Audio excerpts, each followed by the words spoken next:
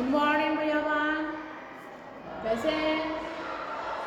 भूगोल पाठ 9 शीतोष्ण घास स्थल, शीतोष्ण घास स्थलों में जीवन, इसका पहला भाग प्रेरी घास स्थल के बारे में आपने पिछली वीडियो में पढ़ा जाना। आज हम अफ्रीका का घास स्थल वेल्ड, अफ्रीका के घास स्थल वेल्ड के बारे में पढ़ेंगे। उसके बारे में जानेंगे कि वेल्ड क्या है। वेल्ड घास स्थल अफ्रीका के दक्षिण, अफ्रीका के बिल्कुल दक्षिणतम, अफ्रीका का यह दक्षिण भाग, इस भाग में अफ्रीका के दक्षिण भाग में स्थित है। यह भी एक प्रेरी के समान ही शीतोष्ण घास स्थल है। यह भी प्रेरी के ही समान शीतोष्ण घास स्थल है जो मकर रेखा के पास स्थित है। इधर स्थित है मकर रेखा के पास।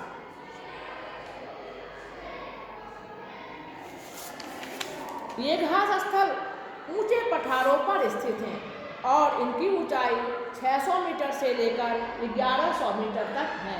कहीं 600 मीटर भी तो कहीं 1100 मीटर तक भी इनकी ऊंचाई है। ऊंचे पठार पर स्थित, पठारों पर स्थित ये घास स्थल है मकर रेखा के पास और दक्षिणी अफ्रीका के दक्षिणतम भाग में, बिल्कुल दक्षिणी छोर की ओर।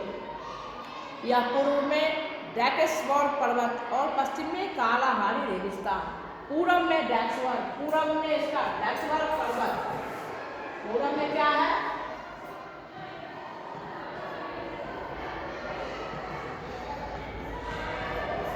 ड्रैक्सबर्ग पर्वत और पश्चिम कालाहारी मरुस्थल।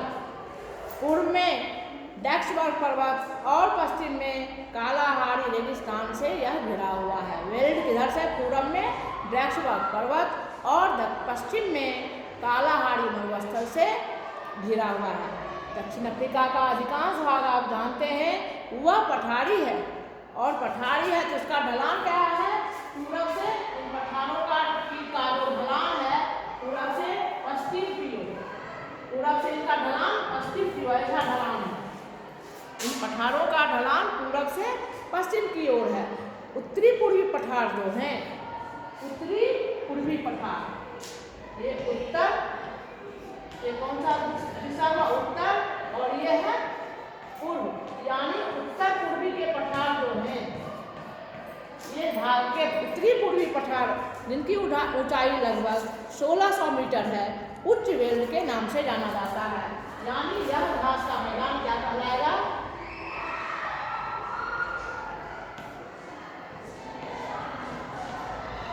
यह लगभग कितना है? 1600 मीटर। उत्तर पूर्व का भाग उच्च वेल्ड कहलाता है। उत्तर पूर्व का भाग क्या कहलाता है? उच्च वेल्ड, जो लिम्पोपो और ऑरेंज नामक नदियां इन घास स्थल में बहती हैं। लिम्पोपो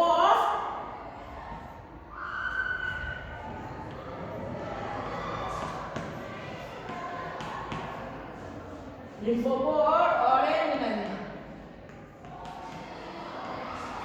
लिम्पोपो और ऑरेंज नदियां इन क्षेत्र घास स्थलों से होकर बहती हैं। आपने लिम्पोपो रिवर के बारे में ग्रोज विज नो के में चैप्टर इंग्लिश में आपने पढ़ा होगा, लिम्पोपो रिवर के बारे में, क्योंकि लिम्पोपो के बारे में उस रिवर के पास जाता है गोलू और पूछने कि आप क्रोकोडाइल क्या खाता है क्या नहीं खाता है, तो वही लिम्पोपो रिवर कहाँ है? इसी उच्च वेल्ड में, वेल्ड मैदान घास स्थल जो है दक्षिण अफ्रीका का, उसमें। अब यहाँ की जलवायु, वेल्ड की जलवायु बिल्कुल मृदु है, मृदु जलवायु यानी सम जलवायु। सम जलवायु आप जानते हैं कि जहाँ के अधिकतम और न्यूनतम तापमान में बहुत कम का अंतर होता है। ऐसी प्रकार की जलवायु, ऐसे क्षेत्र की जलवायु को मृदु या सम जलवायु कहते हैं।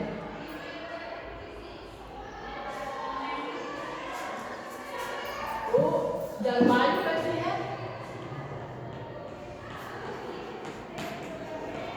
गर्मी में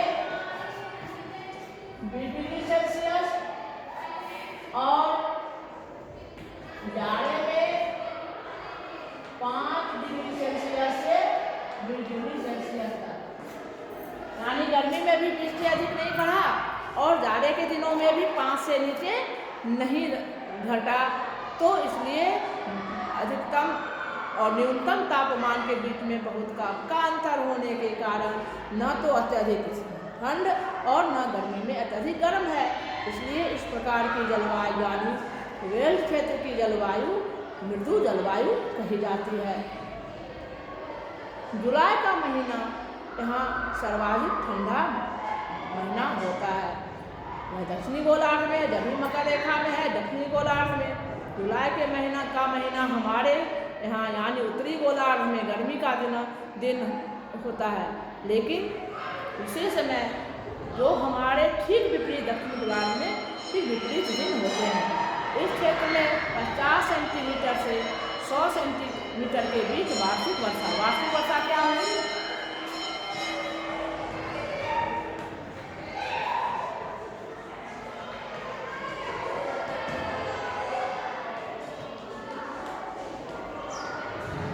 वार्षिक वर्षा कितनी होगी? 50 से 100 सेंटीमीटर वार्षिक वर्षा होती है। दिसंबर और फरवरी, हमारे यहाँ दिसंबर और फरवरी सबसे ठंडा मौसम, लेकिन वहाँ ठीक विपरीत होता है। आप जानते हैं दक्षिणी गोलार्ध में रहने के कारण यहाँ दिसंबर से फरवरी का बीच जो मौसम होता है वह अत्यधिक ठंड का मौसम यानी अत्यधिक गर्म यानी ग्रीष्म ऋतु का मौसम होता है। अब इस क्षेत्र में किस प्रकार की वनस्पति पाई जाती है, कौन कौन से जीव जंतु पाए जाते हैं? जाहिर है इस क्षेत्र में भी घास का मैदान है, तो बड़े बड़े पेड़ तो होंगे नहीं, तो वनस्पतियाँ काफ़ी कम पाई जाती हैं। दक्षिण पश्चिमी क्षेत्र जो है दक्षिण और पश्चिमी क्षेत्र, यह दक्षिण पश्चिमी क्षेत्र है। यहाँ कम वर्षा होने के कारण काफ़ी कम ऊंचाई की घास यानी घास बहुत मौनी घास होती है। शेष क्षेत्र में छोटी छोटी घास उगती है। उच्च वेल्स जो क्षेत्र है यह उच्च वेल्स क्षेत्र में बबूल और मोरोला के वृक्ष दिखाई पड़ते हैं। इन घास स्थलों में विभिन्न प्रकार के जीव जंतु पाए जाते हैं, जैसे हाथी, गैंडा यानी राइनो, हिप्पो दरियाई घोड़ा, जिराफ, हिरन, मैरिनो भेड़ इत्यादि पाए जाते हैं। मैरिनो भेड़ बहुत ही उत्तम कोटि का स्वेटर बनता है मैरिनो भेड़ की ऊन का, तो वह सब इस यहाँ के प्रमुख जीव जंतु हैं। अब लोगों का जीवन जरा उसके बारे में भी हम लोग चर्चा कर लें। यहाँ के लोग किस प्रकार के हैं, कैसे खेती होती है, क्या मुख्य व्यवसाय है उनका? तो पशुपालन और खनन। अफ्रीका का अधिकांश भाग पठार से भरा होने के कारण खनिजों की खान है। पहले ही मैं बता चुकी हूँ कि पठार क्या होते हैं, पठारों का क्या महत्व है। तो पठार बहुमूल्य खनिजों के भंडार होते हैं, आप जानते हैं। इसलिए यहाँ के लोगों का मुख्य व्यवसाय जो है वह या तो घास स्थल है, पशुपालन, और नहीं तो खनन, यह उनका मुख्य व्यवसाय है।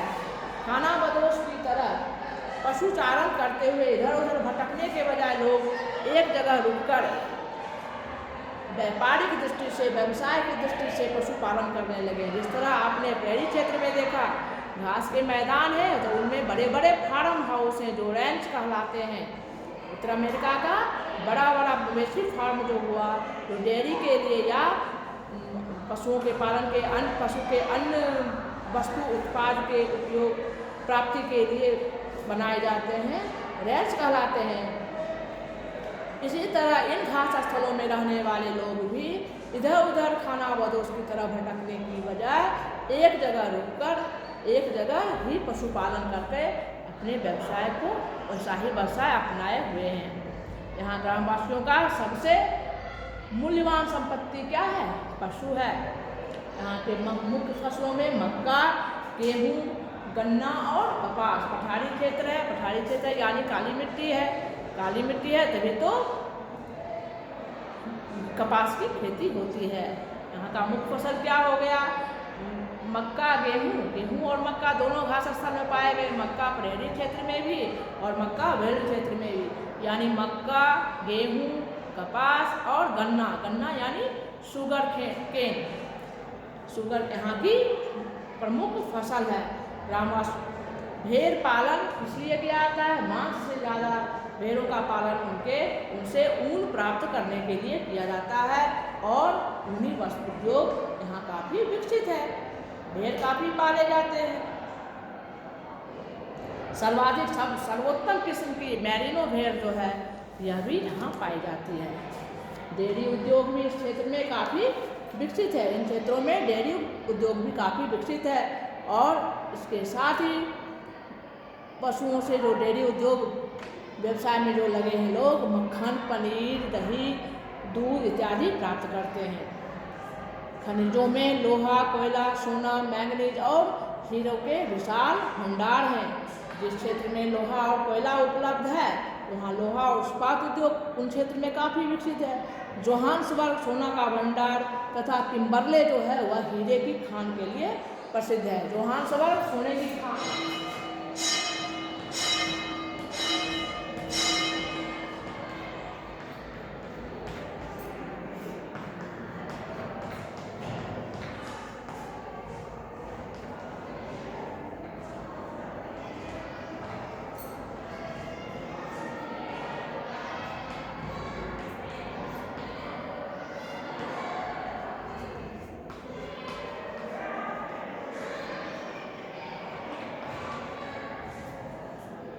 जोहान्सबर्ग सोने की खान तथा किम्बरले हीरे की खान के लिए प्रसिद्ध है।